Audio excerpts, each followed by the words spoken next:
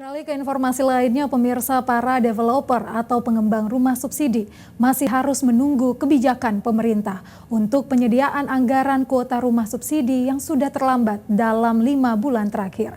Kabarnya pemerintah saat ini sudah memberikan titik terang bagi pihak pengembang dan masyarakat yang sudah banyak membutuhkan rumah subsidi.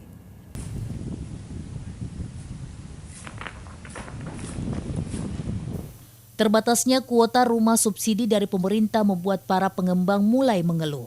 Akibatnya, masyarakat berpenghasilan rendah yang ingin memiliki rumah bersubsidi dari pemerintah terkendala untuk mendapatkan rumah subsidi. Pihak pengembang yang tergabung dalam Asosiasi Pengembang dan Perumahan dan Pemukiman Seluruh Indonesia atau APERSI kini sudah melakukan pembahasan secara rutin dalam 3 bulan terakhir bersama 5 kementerian terkait bersama Presiden untuk menyelesaikan permasalahan kuota rumah subsidi.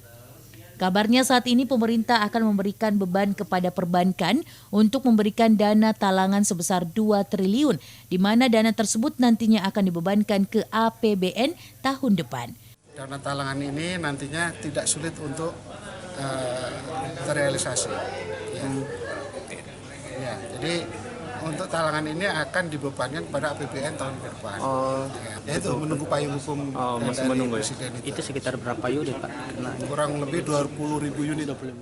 Meski begitu, namun pihak pengembang masih harus menunggu payung hukum untuk dana talangan dari perbankan yang nantinya langsung disalurkan ke anggaran kuota rumah subsidi. Sigit Ihwantoro, Celebes TV.